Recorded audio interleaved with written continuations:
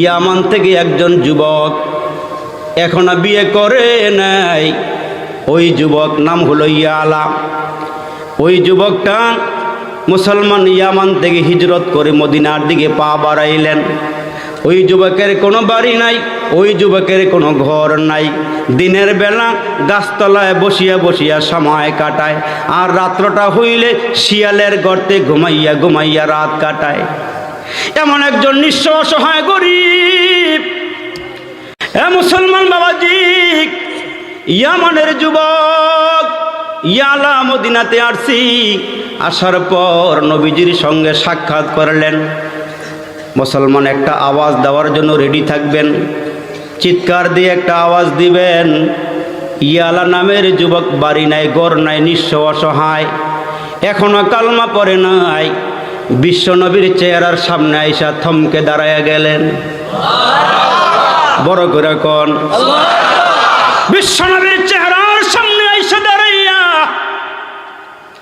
ওই ইয়ালা নামের যুবক চোখের পানিগুলো ছেড়ে দিয়ে কাঁদে, আর নিজেকে নিজে মনে মনে প্রশ্ন করে, মানুষ কি এত সুন্দর হইতে পারে নাকি?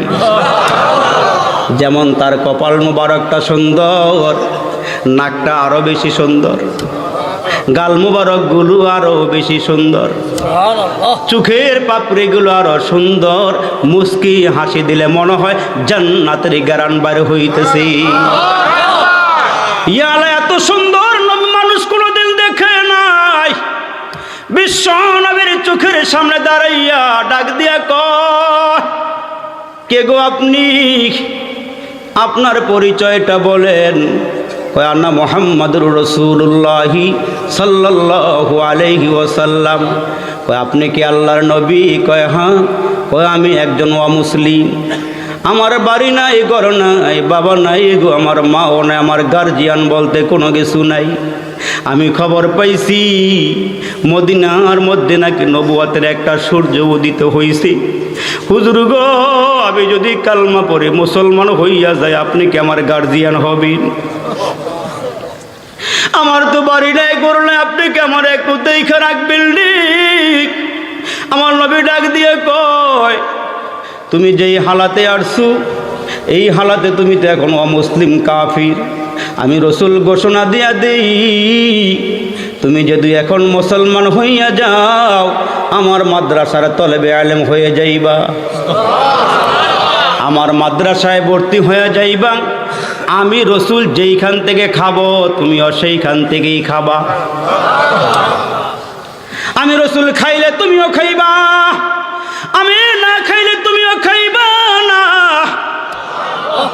কই রসুল অসুবিধা নাই, কত রাত খাই নাই, কত দিন খাই নাই, কিন্তু নবীজি আমি আমার একটা মনের কথা আপনারে জানাইতে চাই। রসুল বললেন, অভয় দিলাম, যা বলো। কয় নবীজি দীর্ঘ সফর করে ক্লান্ত শ্রান্ত ক্ষুধার্ত হইয়া আসছিলাম। নবীজি গো, আপনার সামনে হিসাবে সোজা হইয়া দাঁড়াইতে পারি নাই, কিন্তু নবীজি আপনার চেহারাটার দিকে যখন তাকাইছি গো নবীজি, সফরের হালাতের সমস্ত ক্ষুধা আমার দূর হইয়া গেছি, আমার সব পেরেশানি দূর হয়ে গেছে। নবীজি গো, আমার সব পেরেশানি দূর হয়ে গেছে। হুজুর আমারে কালমা পড়াইয়া দেন। নবীজি তারে কালমা পড়াই দিলেন, মুসলমান বানায়া। রসুল বললেন, আসহাবে সোহবায় ভর্তি হয়ে যাও। ওই লোকটা মুসলমান ভাইরা ইয়ামান থেকে হিজরত করে নবীর কাছে আইসা কালিমা পড়লেন। নবীজির দরবারে থাইকা গো কোরআন থেকে 4টা সূরা মুখস্থ করলেন। সুবহানাল্লাহ। কয়টা সূরা? 4টা সূরা মুখস্থ করার পর এই ইয়ালা নামের যুবকটা আস্তে আস্তে যৌবনে পদার্পণ করলে পরে আমার নবীর কাছে আইসা ডাক দিয়া কই, নবীজি গো, আমার বাড়ি নাই, ঘর নাই, গার্জিয়ান নাই, আপনি আমার গার্জিয়ান। আমার তো বিয়ে করার বয়স হয়েছে গো নবীজি, আপনার জিম্মাইকে আমার একটু বিয়ে করাই দিবেননি? আমার নবী ডাক দিয়ে, তোর কোনো সম্পদ আছে নি, বাড়ি আছে নি, ঘর আছে নি? কয় নবীজি আপনার একটা ওয়াজ আমার মনে পড়ে গেছে। সুরে কর, কি ওয়াজ? কয় নবীজি আপনি বলেছিলেন যারা কোরআনের সূরা মুখস্থ করে দুনিয়ার মধ্যে এবং আখিরাতে এরা সবচেয়ে বড় ধনী। নবীজি আমার কাছে 4টা কোরআনের সূরা আছে, আমি তাইলে অনেক বড় ধনী। ইয়া রাসূলুল্লাহ, আপনি আমার গার্জিয়ান। রসুল ডাক দিয়া কইয়া লারি, আগামীকালকে ফজরের পরে ঘরের থেকে বের হইয়া যাইবা, তুমি রাস্তা দিয়ে হাঁটবা, মনে করেন আনন্দ বাজার থেকে বারুদি বাজার, এই রাস্তা দিয়ে হাইটা যাইবা। প্রথম যেই নারীর সঙ্গে তোমার দেখা হবে, প্রথম সাক্ষাৎ, ওইটাই তোমার বিবি। বড় করে কর, তুমি যাও বনি সালামা গোত্রের দিকে যাও। ইয়ালা ডাক দিয়া কয়, রসুল আমি তো জানি না কোনটা বনু সালামা গোত্র, কোনটা ওই সম্প্রদায়ের মানুষ। কয় তুমি বেরো হয়ে যাও। ইয়ালা যদিও রাস্তা চিনে না, রাস্তা দেখায় না ওর মালিককে। বড় করে কন, আওয়াজটা বাড়ায় কন। মনে হয় খারাপ লাগতেছে? বড় হুজুর আসতেছে, অপেক্ষা করেন, একটু আসতেছে।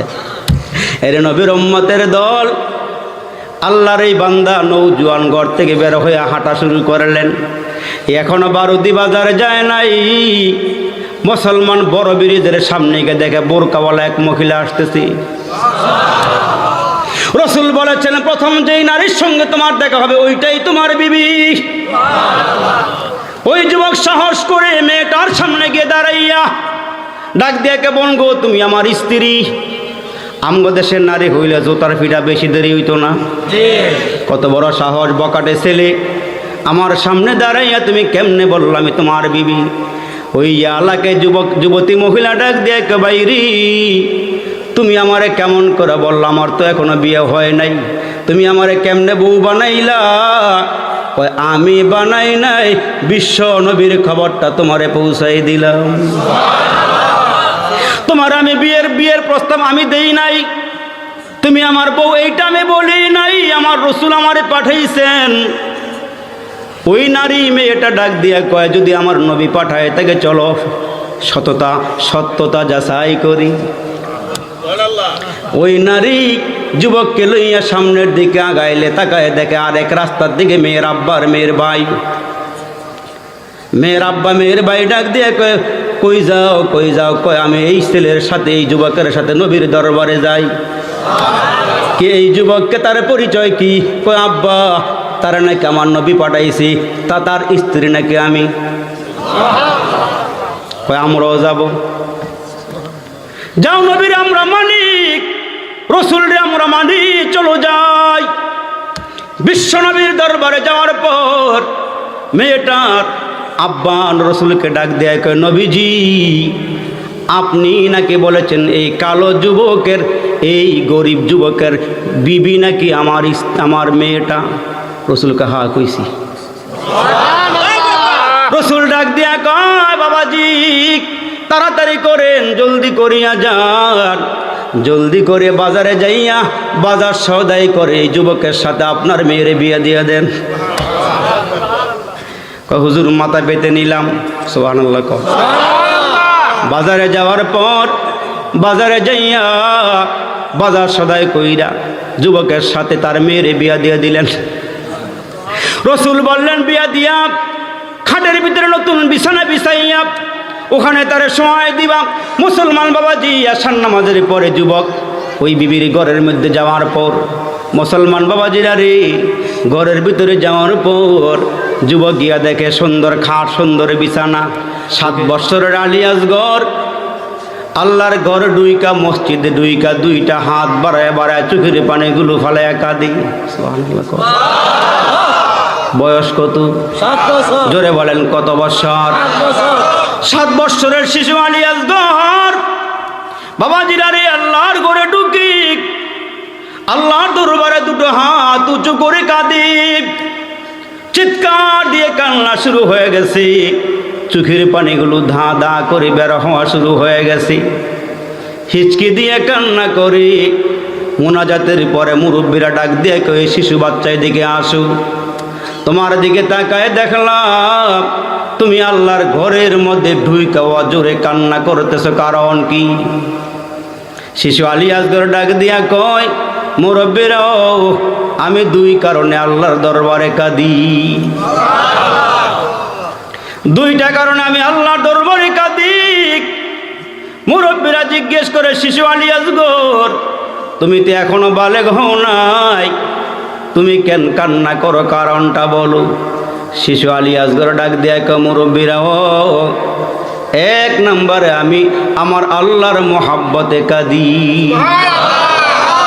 আল্লাহ আমারে কত মোহাব্বত করে, আল্লাহ আমারে কত মায়া করে, আল্লাহ আমারে কত ভালোবাসে।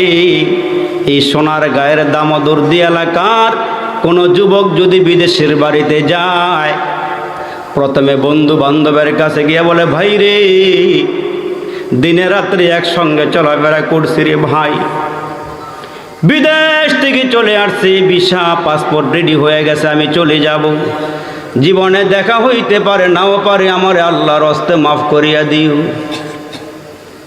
সবার কাছ থেকে বিদায় নিয়া সর্বশেষ ঘরে 2 কাপ বার কিনারায় দাঁড়ায় দাঁড়ায় ডাক দিয়ে বলে, বাবাজি, আব্বা গো,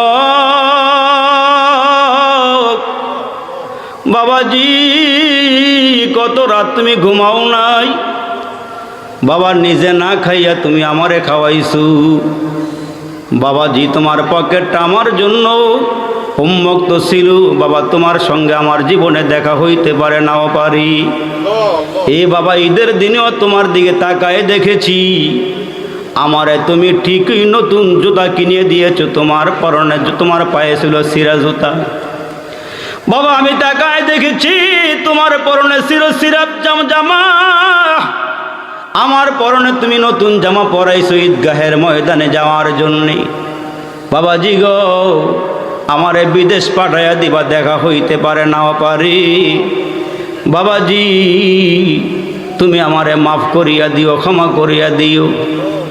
মায়ের কিনারে দাঁড়াইয়া আমার জড়াইয়া ধরিয়া সন্তান 2টা হাত মার দিকে বাড়াইয়া মাকে 2 হাত দিয়া ঝরাইয়া ধরিয়া ডাক দিয়া কয়, মা, মাগো, মা বিদেশ চলে যাব, তোমার সঙ্গে দেখা হইতে পারে নাও পারে, ওগো মা, তুমি না আমারে প্রসব করতে যাইয়া কতই না কষ্ট পাইছো গো মা, তোমার গায়ের থেকে কত রক্ত জড়াইছে, এ মা, কতদিন তুমি আমার জন্য ঘুমাইতে পারো নাই, মা তুমি কোলের মধ্যে লইয়া খানা খাইতে বসছো, আমি তোমার তোমার কোলের মধ্যে পায়খানা প্রসাব করে দিয়েছি, ঘৃণা বরিয়া তুমি আমারে সরাই দাও নাই, তুমি আমারে ফালাইয়া দাও নাই গো মা, দেখা হইতে পারে না পারে, মাফ করিয়া দিও। মা ডাক দিয়া কয়, ছেলে রে, আমি জানি বিদেশের বাড়িতে যাইয়া কাজে কর্মে ব্যস্ত হইয়া যাইবা, তবে ছেলেরে তোমার কাছে আমার একটা আবদার মা হিসাবে একটা দরখাস্ত করি। কয়, বলো মা, কি বলবা বলো। মা ডাক দিয়া কয়, ছেলে রে, ছেলে যখন কাজে চলিয়া যাইবা, যতক্ষণ ডিউটি করব অসুবিধা নেই, কাজ করিও, বাবা অবসর পাইলে আমি মার সঙ্গে একটু কথা বলিও, কাজের ফাঁকে আমি মার সঙ্গে একটু কথা বলিও। আমার আল্লাহ ডাক দিয়া কয়, সোনার গায়ের দামোদরদির মানুষ, চাকরি করবে, ব্যবসা করবো অসুবিধা নাই, দোকানদারি করবো অসুবিধা নাই, তবে তোমাদের কাছে আমার একটা দরখাস্ত, তোমরা কিন্তু আমারে ভুলে যাইও না, তোমরা কাজের ফাঁকে ফাঁকে আমি মালিকের স্মরণ করিও, ইন যাকারতানি যাকারতুকা, তোমরা আমারে স্মরণ করলে আমিও তোমাদেরকে স্মরণ করব, ওইন নাসিতানি যাকারতুকা, তোমরা আমারে ভুলিয়া গেল আমি আল্লাহ তোমাদেরকে স্মরণ করব। শিশু বাচ্চা ডাক দিয়া কয়, মুরব্বি, আমার আল্লাহ আমারে কত মোহাব্বত করে, আল্লাহ আমারে কত ভালোবাসেন, কত মায়া করেন, ওই মালিকের মোহাব্বতে আমি কাঁদি, আমি আল্লাহর মোহাব্বতে কাঁদি, দ্বিতীয় কারণটা কি বলো। শিশু আলী আসগর ডাক দেয়, কয়, মুরব্বীরাও, আমি আল্লাহর কোরআন পড়তে যাইয়া যখন এই আয়াতে কারিমাটা পড়লাম, ইয়া আইয়ুহাল্লাযীনা আমানু কু আনফুসাকুম ওয়া আহলিকুম নারা, নিজেরা জাহান্নামের আগুন থেকে বাঁচাও, পরিবার পরিজনকে জাহান্নামের আগুন থেকে বাঁচাও। শিশু আলী আসগরকে মুরব্বীরা ডাক দিয়া কয়, তুমি তো এখনো বালেগ হও নাই, তোমার ভিতরে জাহান্নামের ভয় কেন আসলো? সুবহানাল্লাহ কোন, তোমার ভিতরে জাহান্নামের আগুনের ভয় কেন ঢুকলো? এ মুরব্বীরা আমার দিকে তাকান, কথাগুলো একটু মনোযোগ দিয়া শোনো রে বাবা।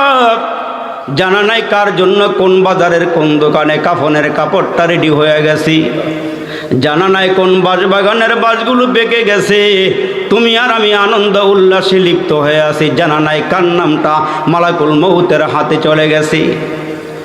এইখান থেকে মাহফিল শেষ করে বাড়িতে ফিরতে পারবো এই গ্যারান্টি কিন্তু আপনার আমার কাছে নাই। বাবাজিরারি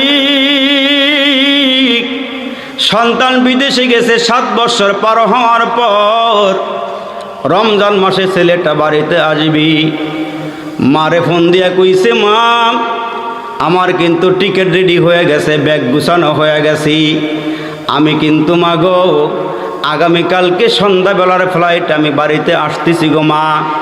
এমনও হইতে পারে গো মা রাতের খাবারটা তোমাদের সাথে আমি খাইতে পারি।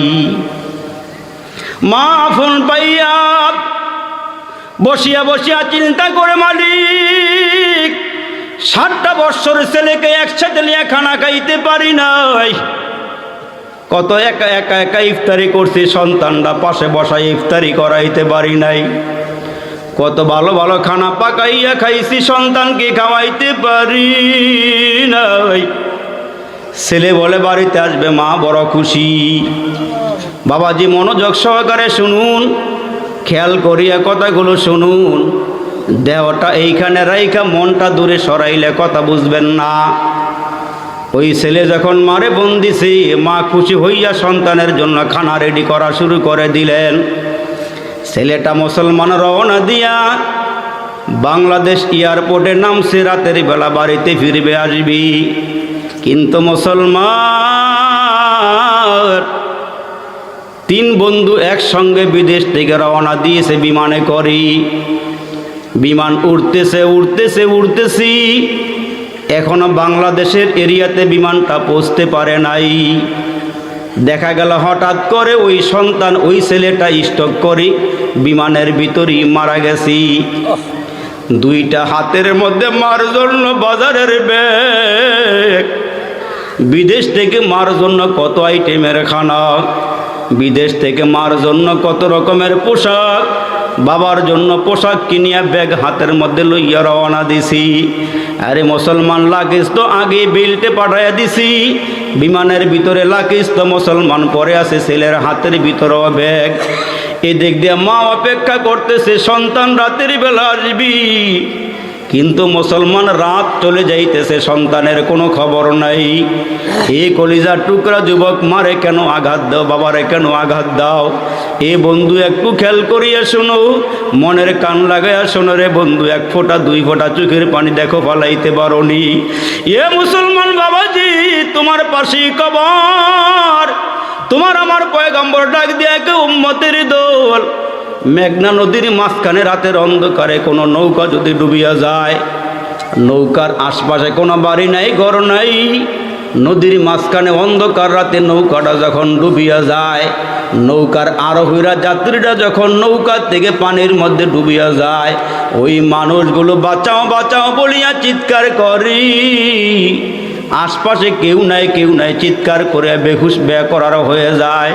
তোমার আমার নবী ডাক দিয়ে কে উম্মতের দল, যারা কবরের মধ্যে গিয়া ধরা পড়িয়া যায়, আযাবের ফেরেশতার হাতে যারা ধরা পড়িয়া যায়, ওই মানুষগুলো কবরের মধ্যে তাকিয়া চিৎকার দিয়ে বলে, আমার সন্তান কই, কই রে আমার ছেলে, কই রে আমার মেয়ে, কই রে আমার বাবা, কই রে আমার মা, কই আমার আত্মীয় স্বজন, কবরে বড় অসহায় অবস্থা আছি, আমারে বাঁচাও আমারে বাঁচাও, তোমরা একটু দোয়া করু।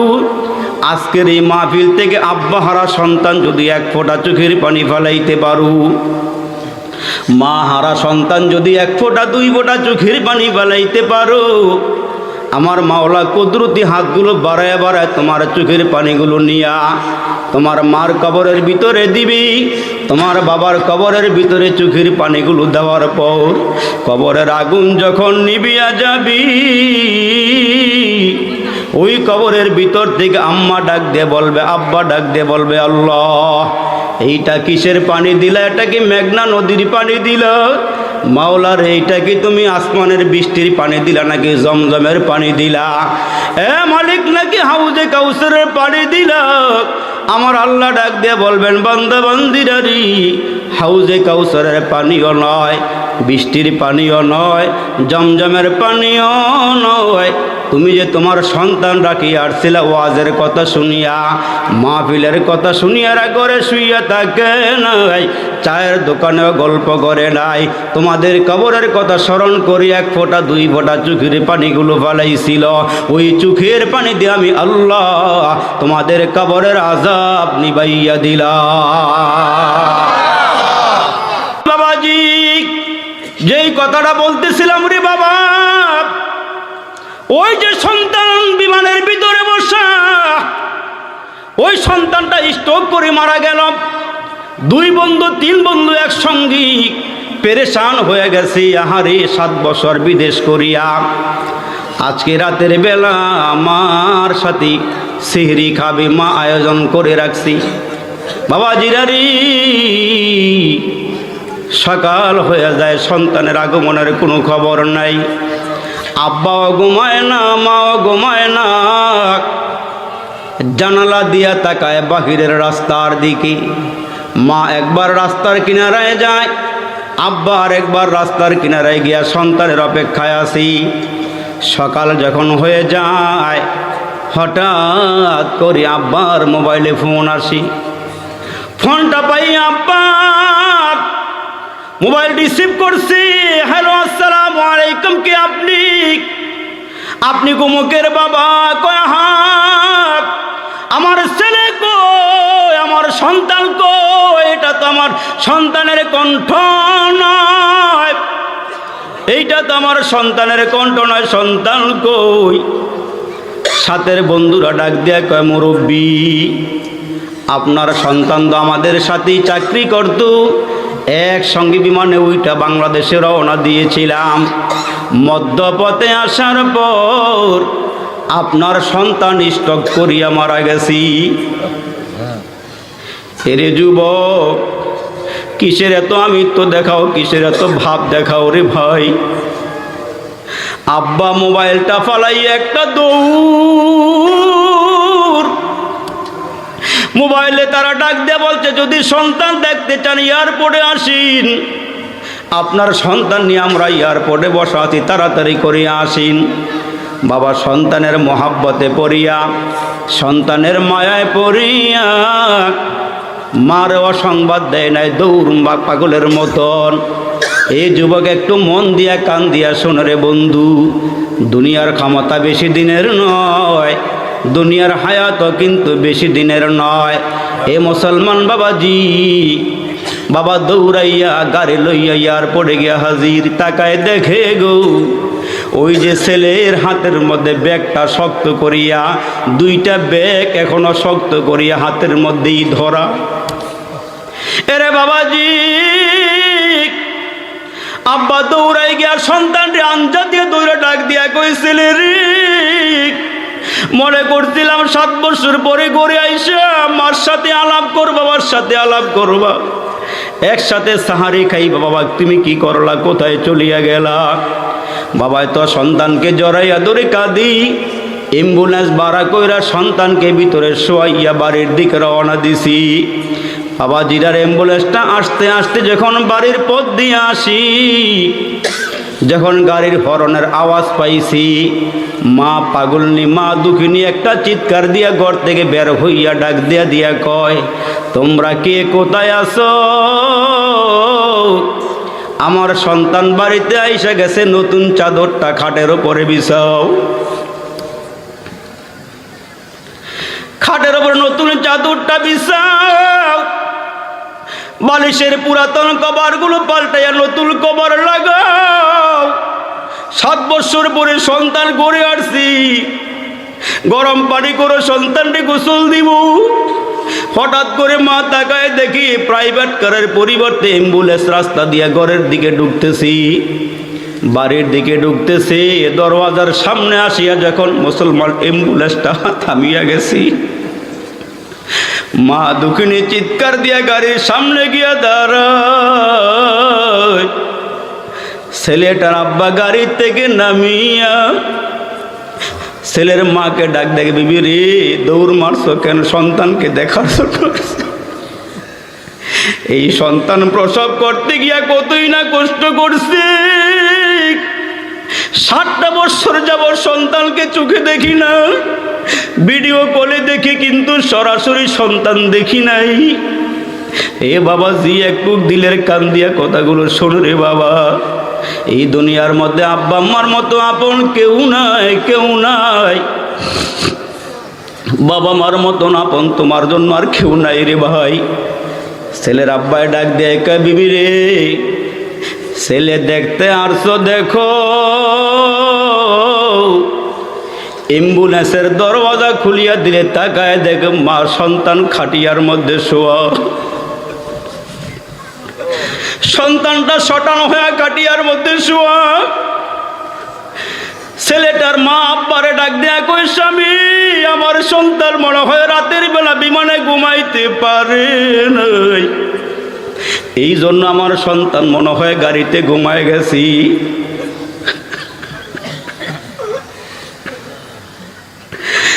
বাবাজি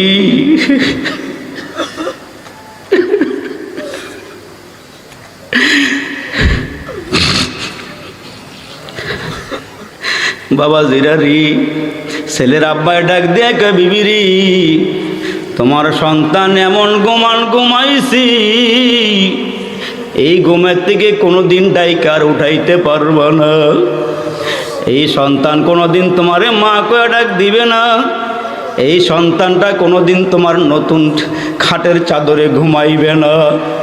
এই মুসলমান বাবাজি একটু চিন্তা করো, কে আমারে পাঠাইলো, কি জন্য পাঠাইলো, আবার কে নিয়ে যাবি? তোমার আব্বা আমার আব্বারে কবর নামাইলাম, কতদিন হয়ে গেল বাড়িতে কোনোদিন আসলো না, কোনোদিন ঘরে ফিরলো না। কত কুরবানির গোশত খাইলা, কত আয়োজন করলা, ছেলে বিয়া করাইলা, মেয়ে বিয়া দিলা, কোনোদিন তো আব্বার আম্মা আসলো না। তোমার আব্বা আমার আব্বা যেই খাটিয়ার মধ্যে ঘুমাইতো সেই খাটটা তো আজও পরে আছে, কিন্তু ওই খাটের মানুষটা নাই। মা দুঃখিনী ঘরের বারান্দার মধ্যে বসিয়া মুসলমান পান চাবাইতো, ওই চেয়ারটা আজও পরে আছে, কিন্তু মা আর নাই। কয়েকদিন আগে আমি যখন বিক্রমপুরে ওয়াজ করতে গেলাম, হঠাৎ